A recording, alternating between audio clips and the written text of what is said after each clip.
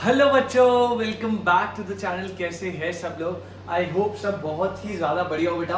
और आपकी जो प्रिपरेशन है सीए फाउंडेशन एग्जाम की वो बहुत ही ज़्यादा बढ़िया चल रही हो। आपको जैसा पता है बेटा, आपका इस बार का जो सीए फाउंडेशन का एग्जाम है वो जून के लास्ट में स्टार्ट होंगे। आई गेस 24 ऑफ जून से स्टार्ट है। 24, 26, 28 एंड 30 जून का आपका लास्ट एग्जाम है बेटा।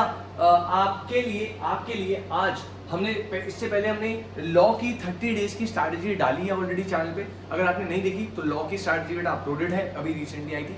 और उसमें जो है बहुत सारे मुझे बच्चे बोल रहे थे कि सर आप जो है प्लीज एक बार बिजनेस मैथमेटिक्स की या अदर सब्जेक्ट्स की अकाउंट्स की भी स्ट्रैटेजी लेकर आइए। तो बेटा आज की इस टॉपिक पे अपन डिस्कस करने वाले हैं 15 डेज की strategy for math, stats and LR.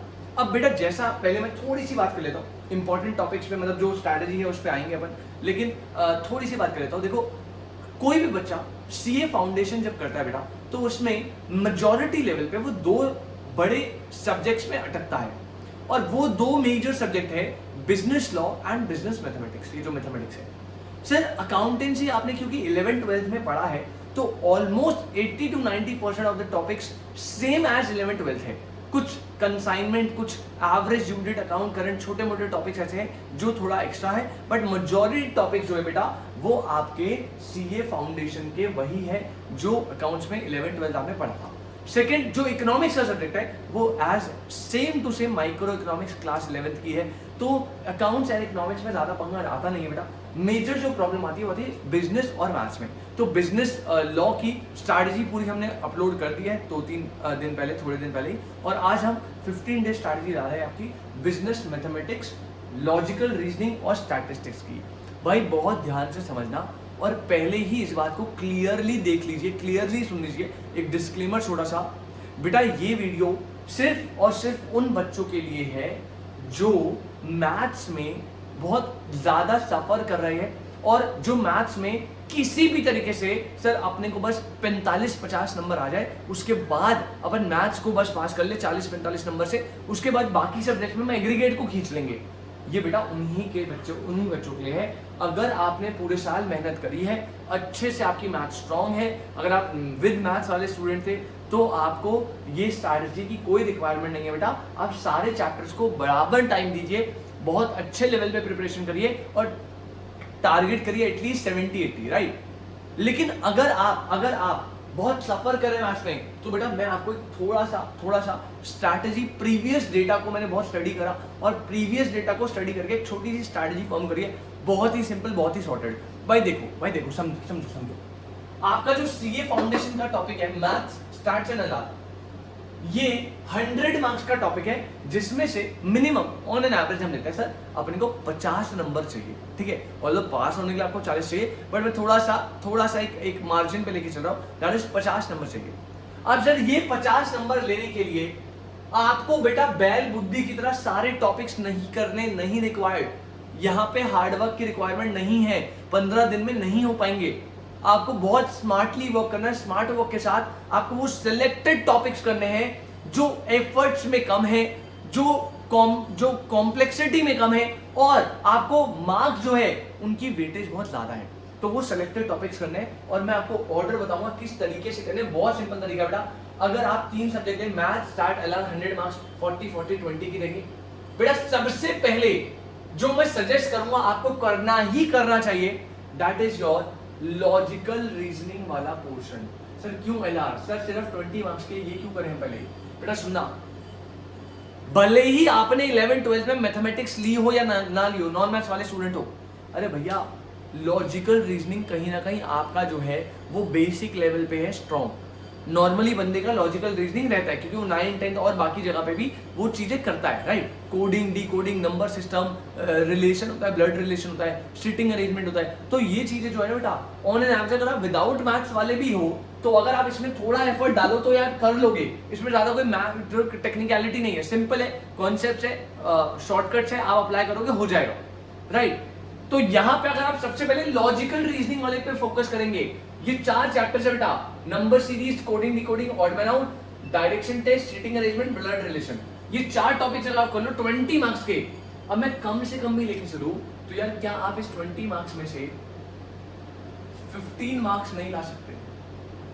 Obviously बात है भाई, 100% एक्यूरेसी तो नहीं हो सकती, बट क्या आप 20 मार्क्स में से 15 12-15 नंबर नहीं ला सकते? सर बिल्कुल बिल्कुल ला सकते सर। अगर आप अच्छे तरीके से इन 4 टॉपिक्स को कर लीजिए तो 20 में से कम आप 12 से 15 नंबर तो आराम से लेंगे। उसके बाद सेकेंड लेवल पे क्या करना पड़ेगा? सबसे पहले लॉजिकल रीजनिंग कर ली, 20 में से एटलीस्ट मतलब 15 नंबर 12-15 नंबर आपने यहाँ स्कोर कर लिए। अब सेकेंड चीज जो आपको करनी है वो आपको जाना है बेटा मैथमेटिक्स पे। मैथमेटिक्स वाले पोर्शन में लंबी चौड़ी आपकी बुक में लिस्ट है, सेलेक्टेड 3 चैप्टर करने सबसे पहले। अगर आपके पास टाइम है कर सकते हो बेटा, पूरा करना बहुत अच्छी बात है।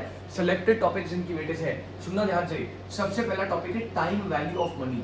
बेटा इसको तो स्टार बना लो। अगर आपने पेपर में प्रिपेयर करके नहीं गए तो भाई आपकी लंका लग जाएगी, क्योंकि इसके क्वेश्चन बहुत बनते हैं। Individually time value of money, individually बता रहा हूं, कम से कम 10 से 14 नंबर, कम से कम 10 से 14 number time value of money individually.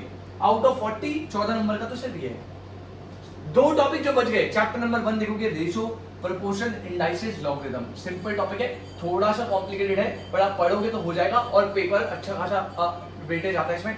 और लास्ट आपका सीक्वेंस एंड सीरीज, जो आपने 10th में भी पढ़ा है, 9th में पढ़ा है, which is AP and GP.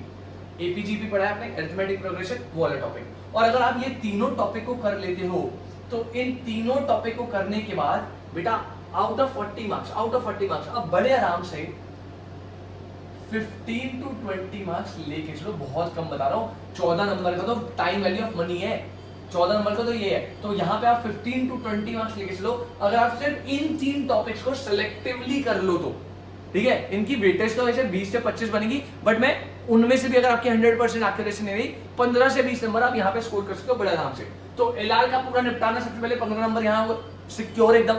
फिर उसके बाद आप सेकेंडली क्या करोगे, आप मैथमेटिक्स वाले पोर्शन में 3 टॉपिक करोगे, time value of money, sequence and series, ratio, proportion, indices, logarithm. ये तीनों टॉपिक करके आपके 15 से 20 नंबर यहाँ सिक्योर हो गए। ठीक है, ये सिक्योर करने के बाद आप जाएंगे बेटा लास्ट टॉपिक में, दैट इज स्टैटिस्टिक्स। और स्टैटिस्टिक्स में लंबा चौड़ा काम नहीं करना, सेलेक्टेड टॉपिक्स। सबसे पहला statistical description and measure of central tendency, दूसरा बेटा कोरिलेशन एंड रिग्रेशन, और तीसरा बेटा इंडेक्स नंबर। भाई लिटरली बता रहा हूं, पहली बात तो आपने क्लास 11th में ये ऑलरेडी करा है। मीन मीडियन मोड करा है कोरिलेशन में, कार्ल पियर्सन रैंक कोरिलेशन और degree of correlation scattered diagram से, ये आपने 11th में करा है, सच्ची बताना।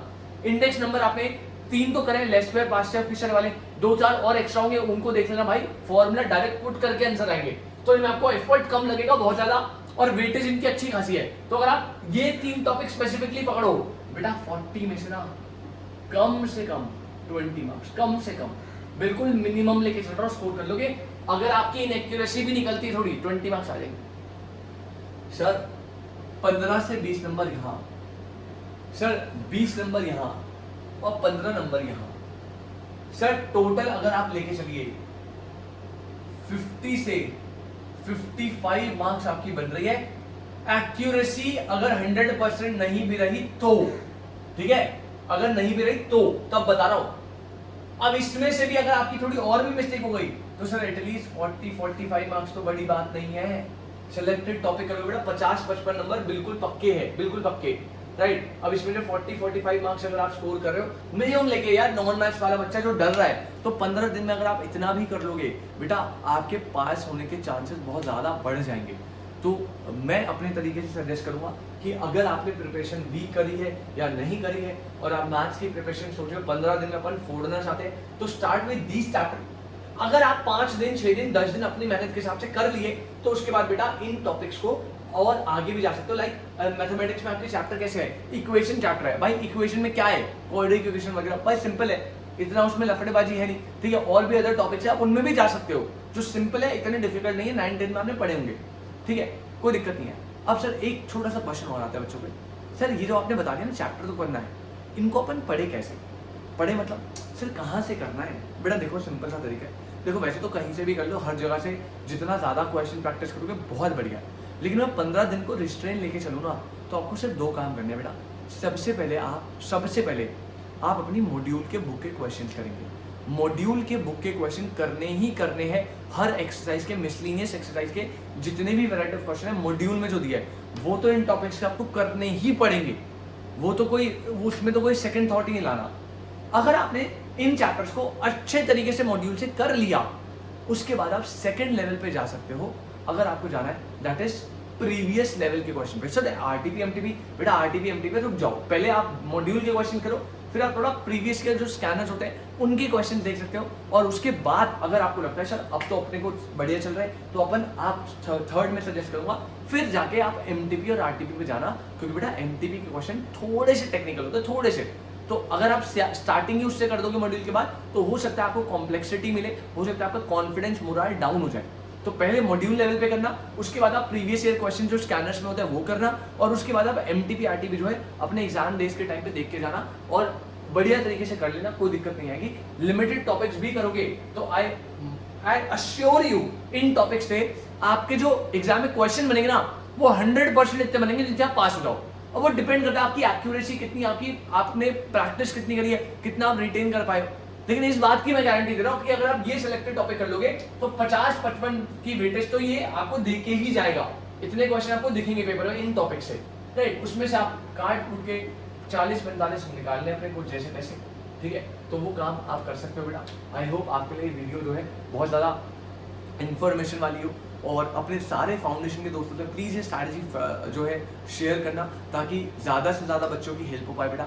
Thank you so much. मिलते हैं आपसे जल्दी नेक्स्ट टॉपिक पे, और नेक्स्ट टॉपिक पे अपन हो सकता है लॉ की इंपॉर्टेंट टॉपिक्स की जो है वीडियोस लेकर आ जाए। ऑल दो इंपॉर्टेंट टॉपिक्स के लॉ के सारे लेक्चर्स अपलोडेड है, बट इस अटेम्प्ट के लिए जो स्पेशल मुझे लग रहे हैं कि आने के चांसेस है, उनको मैं स्पेसिफिकली एक बार रिकॉल करवा दूंगा जल्दी से ये, ठीक है। तो मिलते हैं आपसे नेक्स्ट क्लास, तब तक के लिए tata bye bye, take care बेटा, ऑल द बेस्ट।